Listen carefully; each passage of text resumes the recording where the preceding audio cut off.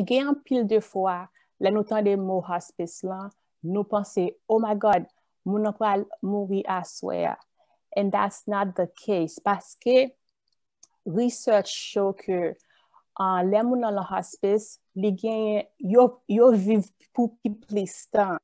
Also, si ko bezon yon hospital bed, si ko bezon yon wheelchair, nou kapab deliver sa pou la kayou tout bagay sa yo free.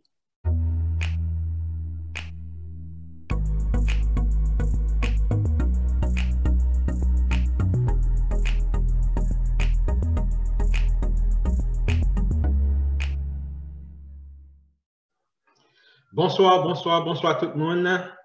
Nous sommes bien contents que vous là ensemble avec nous pour suivre cet épisode que nous portons pour vous en forme health and fitness. Donc, nous sommes bien contents qu'on prenne ce temps ça. Nous avons un sujet très important que nous pourrons parler de lui. Année 2020, c'est une année qui était très bouleversante. À cause de la pandémie, qui t'a fait rage, quand pile monde mourit, quand pile famille qui affligée, quand pile famille qui a crié, et jusqu'à présent, et pandémie en dehors toujours, en pile monde a souffert. Et quand pile, non seulement monde qui mourit a souffert avant de mourir, mais tout famille qui perd du monde a souffert tout. Donc, nous croyons que le temps pour que nous-mêmes, dans la communauté haïtienne, pour que nous soyons capables d'ouvrir l'esprit, pour que nous soyons capables de parler de sujets qui sont vraiment, vraiment délicats. Et à ce moment-là, nous allons parler d'un sujet très délicat qui c'est la mort. Comment pour nous capables d'aider les gens qui sont en deuil. Donc, tout sujet, toute question, ça, nous allons parler de eux. Et nous avons experts dans le domaine, ensemble avec nous, nos lycées Don Stedler Louise, lycée yon nurse, yon hospice nurse, donc qui a travaillé dans le domaine. Donc, Don Stedler, bienvenue sur show noir, bienvenue sur plateau noir. Thank you. Thanks for having me. Okay. Donc, on nous commence. Qui est Don Stedler? Qui est Don Stedler? First of all, I just want to say hi, everybody. Don's beautiful people. Of course. That's so I wear many hats. The very first thing that I want to say is that I am a Christ lover. That's number one. Okay, so Don Stedler, c'est petit bon Dieu qu'il y est. And I'm a mother, you know, I have a son, I have a child. I'm a registered nurse, you know, I'm a friend, I am a sister. So I am basically a bit of everything, you know. So it all depends on the situation. Okay. Dernier hat qu'on gagne, c'est auteur. Okay? Parce que Don Stedler Pink a publié livre sur Amazon et livre là relé Enough Life is Life. Yes, I actually have a copy. Yes, you can show them the copy, of course. Ça c'est copie papier pour nous même haïtiens qu'on nous aimer kebe livre nous n'amène nous pour nous passer feuilleter page yo. Donc à checker Amazon pour prendre copie. Pour moun qui pyramide digital yo, eh bien moi montre copie pam. Ça c'est copie digital moi sur Kindle. So I already got mine. M'li pam déjà. Donc à checker pour là, prend pour là. Et grand pile information là-dedans que vous va pas apprendre. Donc, qui qu'on fait, qui qu'on grandi? Okay, so je vais essayer de parler créole, but pardonnez-moi si que créole n'est pas tellement clair, okay? But I'm going to try my best, all right? Thank you, Serge. So, moi, t'ai fait Haïti, moi vin ici, l'em gen 9 ans, okay? And I grew up in Boston. Okay. Yeah. Ok, donc passe toute vie au Boston. But I went to Connecticut for 2 years to get my master's. So apart from that, yes, you could say I spent most of my life in Boston. Okay, that's good. Et qu'on y a, on travaille comme nurse et on choisit branche hospice.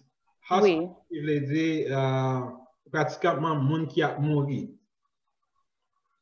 Qui c'est sous ça que fonctionne. Parlez-nous un peu de hospice, de qui ça hospice est. Sure. So, hospice vle di ke dokte a di kon sa, maladi ou genyen, pa genyen yon tretman pou li. So, pri souvan, for example, si ke se kanser genyen, dokte a getan ba ou chemotherapy, li getan ba radiation, li getan fè tout sa ke li kapab, so li di kon sa, I'm sorry, men pa gen tretman pou maladi ou genyen. So, kounye ala fok ou focus la qualité versus, combien jou ko ap fè lan peyi.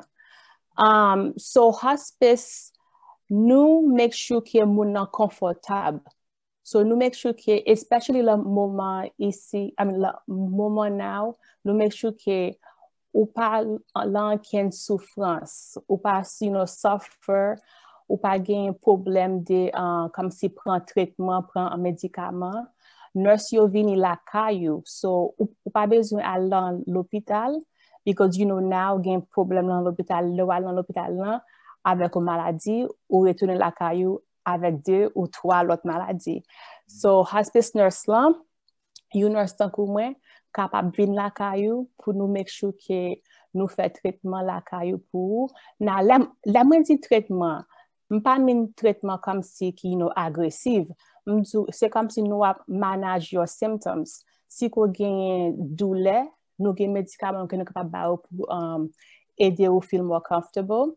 Si ke ou vomi, ou agite, ou bien que ou gagne wound l'encore ou bien que ou gagne yon tube que pour nous drain gagne une bonne qualité de traitement que nous capable faire la caillou pour nous make sure que ou comfortable et m'dame nous connaît que gagne un pile de fois là nous tend des mots hospice là nous penser oh my god mon va mourir à swear and that's not the case parce que research show que les moun dans le hospice, li gen yo viv pour plus temps. Ou komprenez, raison qui fait que moun nan viv pour plus temps le dans hospice, c'est parce que ou gen nurse qui a vini la kayou, ou gen social worker, ou gen docteur, also tout médicament yo délivre yo devant par porte. So ou pas besoin aller dans CVS pour prendre médicament. Also, si ko besoin yon hospital bed, si ko besoin yon wheelchair, nous capable délivrer ça pour la caillou tout bagay ça yo free, OK? So Medicare avec Medicaid là, c'est ça qui paye pour hospice là. Nous pas jamais mando pour cob, OK? So ça son service que là professionnel moi ouais que c'est plus souvent c'est moun blanc yo qui prend avantage de service ça. Mais raison qui fait que moi faire livre ça and then moi a parlé avec Serge. By the way, Serge, thank you so much for inviting me to your platform. I appreciate that. So raison qui fait que moi là c'est parce que m'vle communauté haïtienne là, haïtien yo connaît que ça son service qui là pour nous, ça son service qui free nous capable prendre avantage dans service ça tout tant que tout l'autre monde. Et moi pas ta remen nous comme si a souffri les qui yon bagay là qui available to us. Exactement. So yeah. I hope I kind of made myself clear. Non, ça c'est très important parce que le plus souvent nous gagnons parents, nous grands-parents, OK, nous connaissons que il n'y a pas grand pile temps qui était sous terre encore.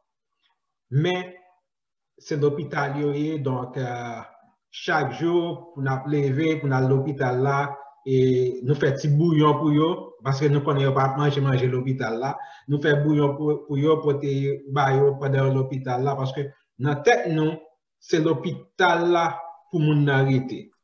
Non, ok?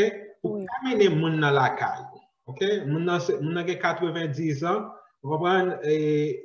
Pas aucune raison pour quitter la souffrir sous cabane l'hôpital là. Mais quand même la caillou, côté que le capable boire, côté que le capable boire petit li, OK? Famille capable venir embrasser moun nan, passer petit temps avec moun nan, ça pas besoin rester en dans l'hôpital là. Et c'est très important de mentionner que service là sont service qui est gratis. OK? Medicare c'est eux même qui payer pour toute bagage. Si vous avez besoin de cabane l'hôpital, il y a payé pour. Si vous avez besoin de wheelchair, il y a payé pour. Donc, il y a make sure que vous en forme. OK? Quand il y a bon soin. Ouais? Donc, et j'en ai là, mon cabine là, carrément, nurse là, sont nurse qui qualifié. Et j'en dis à des social workers qui sont venus. Et est-ce que. Oh, and also, Gen also CNA, so gen CNA, so comme si la, si ki ou gen yon parent qui gen an Alzheimer, qui gen dementia, qui besoin help avec cleaning, qui besoin help avec take them a shower, bagay sa yo, gen CNA qui fait partie hospice qui a vini, qui a help to feed your parents, qui a help to clean them, things like that. So those are other people that's part of the service too. And that's like I said, and like Serge said, tout bagay yo gratis, And un lot bagay tout ke mwen vle di de bagay de hospice lan, c'est mwen vle nou kompran ke c'est pas hospice, mo hospice lan, ça c'est pas mo sa ki ap tire moun lan, c'est maladie qui ap tire moun lan. OK, so fok nou vraiment essayer changer mind nous, changer pansement nous, je nous penser, parce que ça c'est pas comme si c'est service qui a tiré moun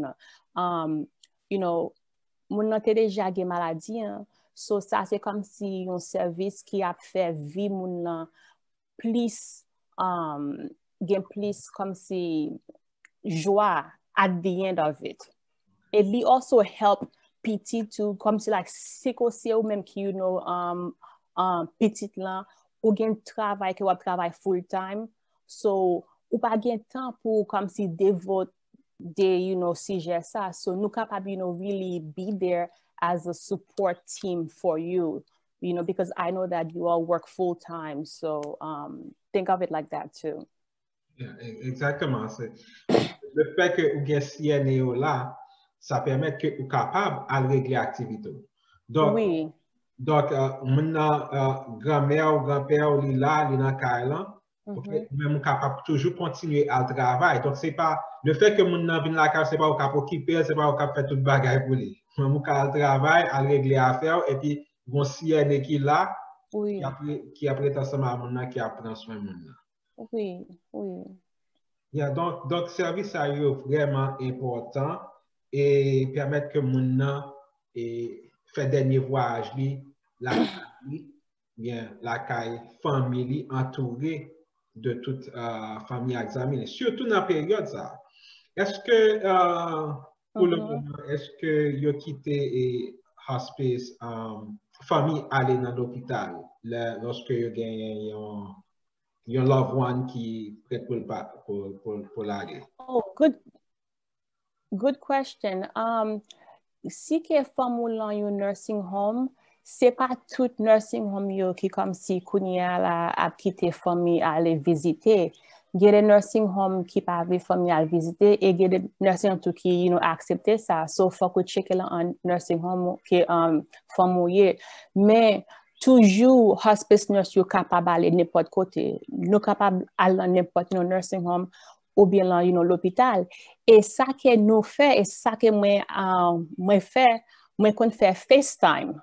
So, si vous pas capable d'aller voir famille, nurse sont capable de faire FaceTime, où ou still capable de garder maman ou bien garder papa ou garder parler avec eux ki jan yo ye. So nurse lan, so hospice nurse lan, c'est comme si you middle person entre you and your loved ones. So that's a very good thing too, because at least, chaque jour, ou bien at least, 3 times a week, we could tell you how your family is doing. So we could call you after the visit, or we could call you during the visit.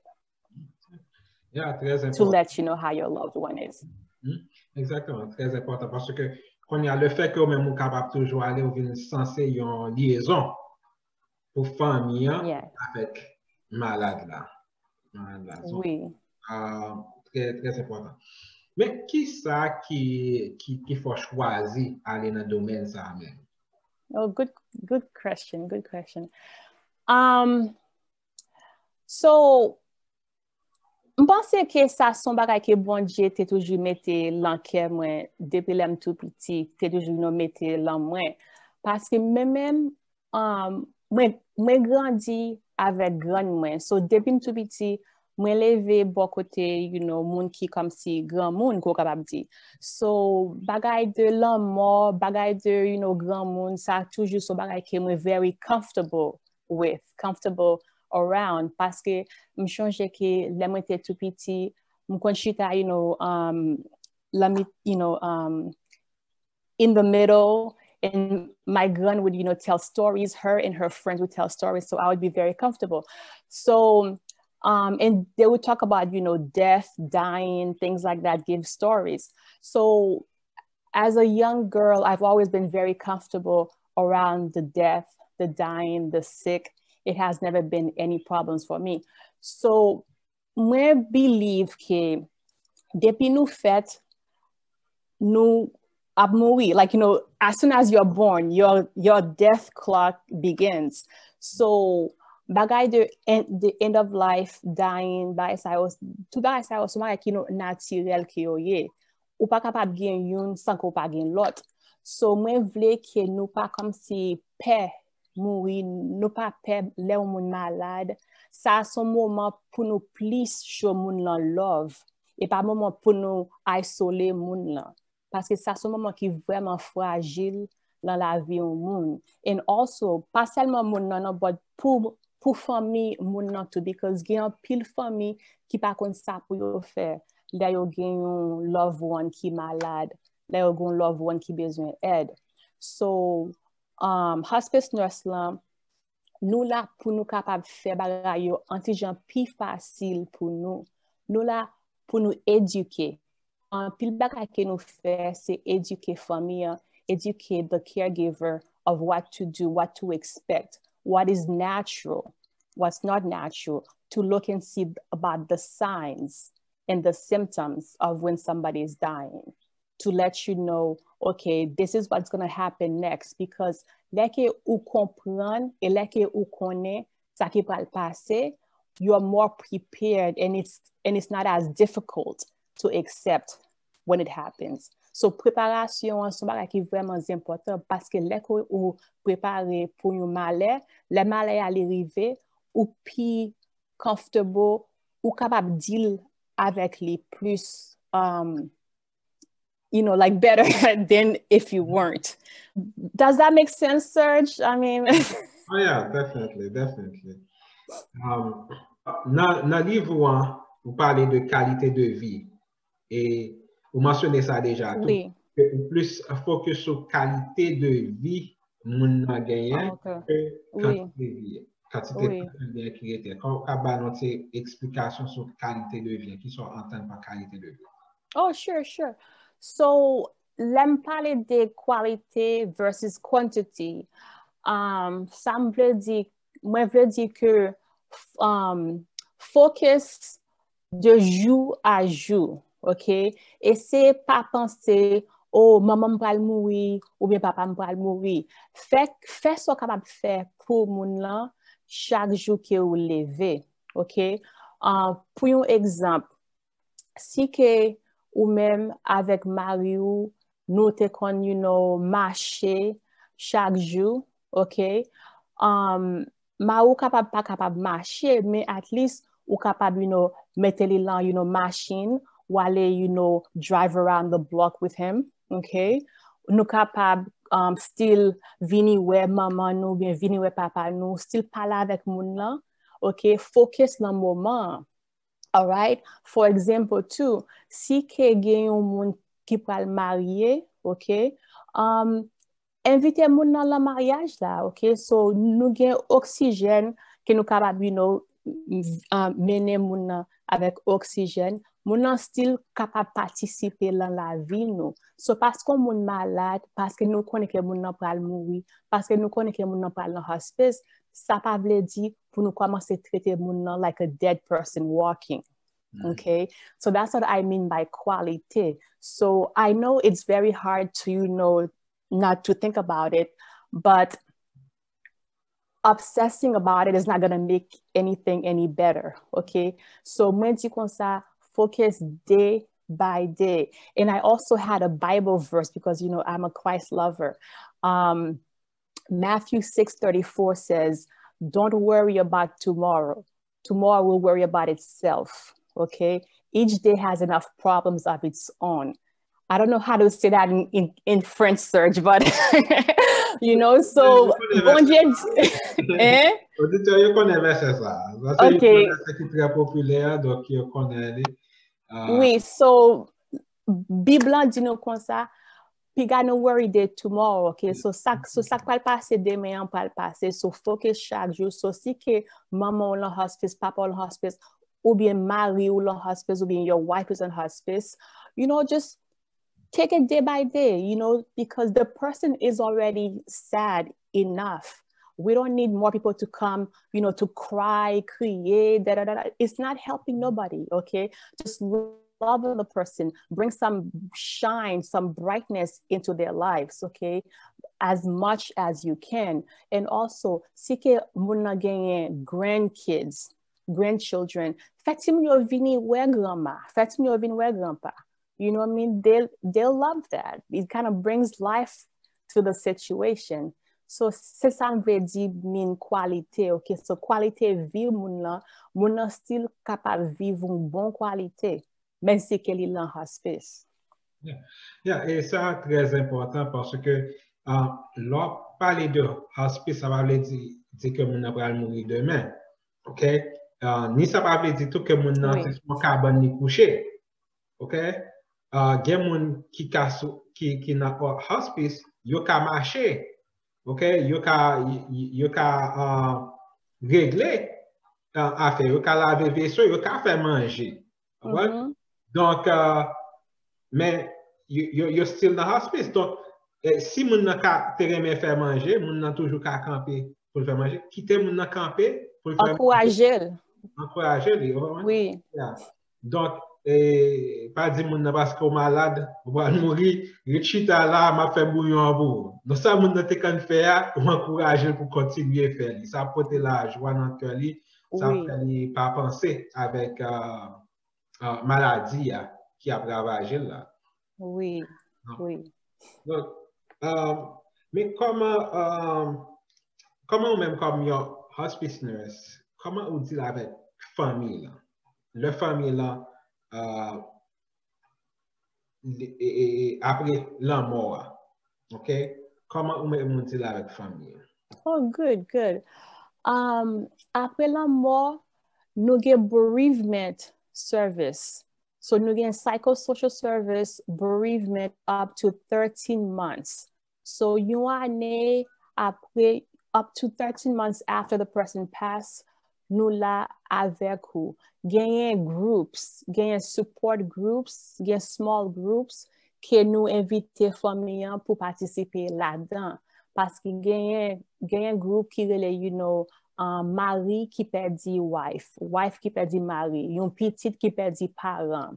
You know, so service are available n'importe monde qui la famille, even little children, because, you know, timon grieve differently than adults. So si que, you know, grand take care of, you know, timon na, kon la grand pa la encore. Timon na ap still miss grand na, you know, so nou gen bereavement, nou gen, you know, counselor that could be with you a whole year afterwards. So lemon la, you know, mouri, nou pa just say, bye bye, see you. No, no, no. Nou still ret la vie ou to make sure que, you know, your mental, your mind is as well as possible. Okay, so we kind of give you the tools, the training, the knowledge that you will need to kind of, you know, cope with the loss of your loved one. Yeah. Yes.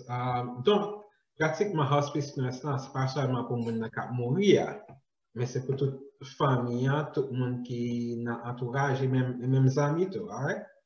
Yes, yes. Oh yeah, because right now, gen an pile moun ki pa gen fami, so sa se zanmi ou ki kom si fami ou. So yeah, zanmi ou, nepot moun ki yon caregiver, nepot moun ki tap take care of you, nou gen service pou yo. Yo kapab participe lan, you know, counseling, lan therapy, lan, you know, bereavement. Absolutely. Okay. Gen an pile moun ki perdu famille à cause de COVID. Okay? Mm-hmm. Et en pile dans la mois ça yo fini un peu subite. Okay? Parce que yo pas prend en pile temps mon n'a pas penser que ça t'a arriver. Est-ce que gagne un service spécial et que nous-mêmes nous gagnons pour moun ça qui perdu famille à cause de COVID?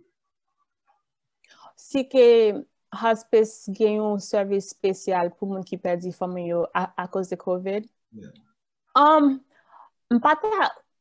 M'pata di yon service spécial pour yo, mais tout service que nous capable bay, que nous ta bay yon moun ki, you know, perdi yon fami, de comme si, you know, like a heart attack, or, you know, COPD, or, you know, liver. Tout service ça c'est même gens qui nous traite li. Mais ça qui passe dans bagay COVID là, c'est parce que c'est we are not expecting it. So sometimes, like, you know, we as the hospice nurses don't have enough time to spend with the family. They didn't have enough time to spend with the patient. So that is unfortunate. But, you know, COVID is something that was very unpredictable. But we definitely provide the same services, you know, the same treatments, you know, to patients who has passed under the COVID.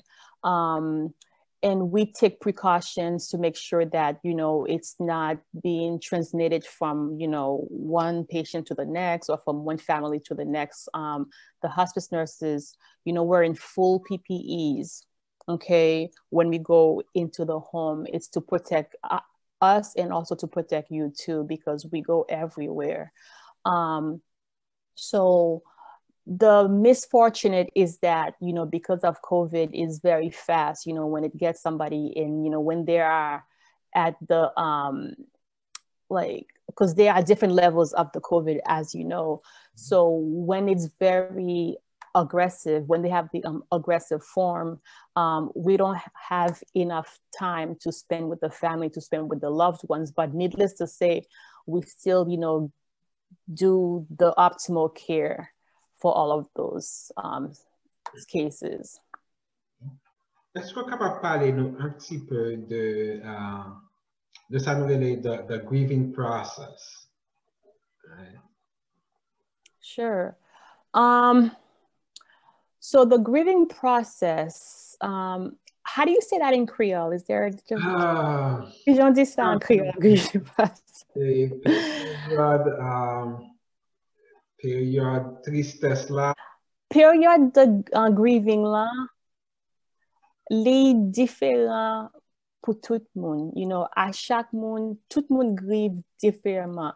So grieving là, c'est comme si là que yon monde perdu, yon monde que yon te remen, c'est perdu yon monde en famille, et you feel very sad, you feel very lost. So nous let you guys grieve however you want to grieve. You know, if it takes you, you know, 3 months, 6 months, a year, however, you know, grieving is a personal thing.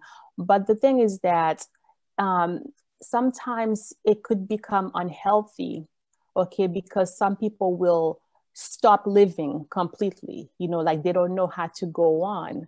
And that's where it's unhealthy because gede moun ki pa manje encore, ou bien gede moun ki manje trop, ou bien gede moun ki dormi trop, you know, so bagay sa yo grieving la affecte travail ou li affecte relation avec l'autre monde dans famille. So ça c'est là ça comme si you know gen un petit problème so ou besoin help ou capable you know besoin parler avec un monde pour aider ou pour connaître qui sont capables cope avec situation pour capable cope avec your loss because it's always good to be able to talk about it, to be able to have strategies to kind of help you to deal with it because it is okay to feel sad, you know, it's okay to feel sorrow, but know that muna tap still vle ou go on with your life, you know, muna pa moun ke ou perdi an, pa remen pou just rete la kayou, pou toujou sad, pou toujou feel down and low, muna vle ou kontan encore, you know, so, you know, hospice help you to grieve in a way that's going to be effective to you and to your life so that you're not stuck, you know, because some people are stuck in one way. And then, you know, we try to kind of bring you out so that you can still be, you know, participate in the world and go on to live. It doesn't mean that you're going to forget about the person, you know, so just because, you know, you are happy, joyful, and laughing again, that doesn't mean you're forgetting about your husband or your mom. It just means that, you know, you have found ways to put them in a special place in your heart and still, you know, be able to deal with life because, you know, life is full of sorrows. Life is full of problems. So, you know, the more you're able to cope with problems, the better you'll be able to, you know, have a more fulfilled life, you know. So that's what I would say with grieving. You know, there is nothing wrong with grieving, but it all has to do with how you manage it. Just like with everything in life, too much of anything is never good.